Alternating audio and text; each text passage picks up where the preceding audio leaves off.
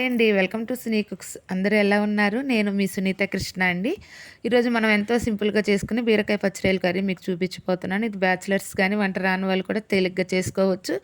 దానికి నేను ఆల్రెడీ ఆవిరిలో పెట్టుకున్న రొయ్యలు తీసుకున్నానండి. ఇది రొయ్యలు తెచ్చుకున్నప్పుడే ఆవిరి వేసి కొంచెం ఉప్పు, కారం, నూనె వేసి పెట్టుకుంటాము. అవి ఒక 3 డేస్ వరకు ఉంటాయండి. ఎక్కువ రోజులైతే ఉంచుకోకూడదు. ఇప్పుడు మనము దీనికి ఒక ఉల్లిపాయ, పచ్చిమిర్చి తీసుకున్నాను. ఆయిల్ పెట్టుకొని ఫస్ట్ మనం ఒక చిన్న పాయ చాలండి, ఎక్కువ వేసుకోవద్దు. ఒక ఉల్లిపాయ, పచ్చిమిర్చి వేసుకొని ఫ్రై చేసుకుందామండి. అవి వేగుతున్నాయి కదా, అవి బాగా వేగుతున్నప్పుడే మనం కొంచెం ఇందులో కొంచెం పసుపు వేసుకుందాము. ఉల్లిపాయలు వేగుతున్నాయి కదండి, చూసారు కదా.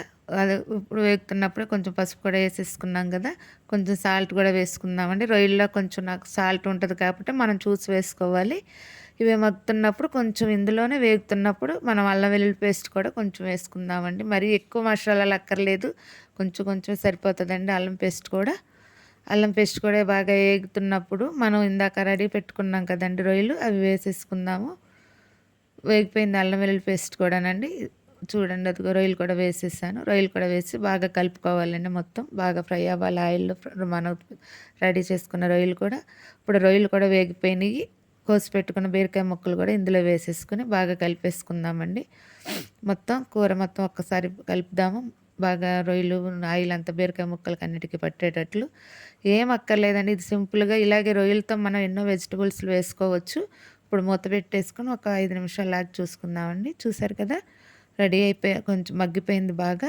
ఇందులో మనం సరిపడా కారం వేసుకుందాం. నేను కొంచెం పచ్చిమిర్చి వేసాను. ఇలాంటి బీరకాయ సొరకాయ అట్లా పచ్చిమిర్చి ఎక్కువ, కారం తక్కువ వేసుకుంటే టేస్ట్ బాగుంటుంది. బాగా కలిపేసుకుని కొంచెం దానికి సరిపడా, ఆల్రెడీ బీరకాయ త్వరగానే మగ్గిపోతుంది, కొంచెం వాటర్ పోసుకుంటే సరిపోతుందండి. ఇప్పుడు మూత పెట్టేసుకుందాము. ఒకసారి చూద్దామండి. చూసారుగా, ఇప్పుడు ఆయిల్ పైకి వచ్చేసి కూర దగ్గరికి వచ్చేసింది. కొంచెం పొడి మసాలా అండి, ఎక్కువ వద్దు. అయిపోయిందండి.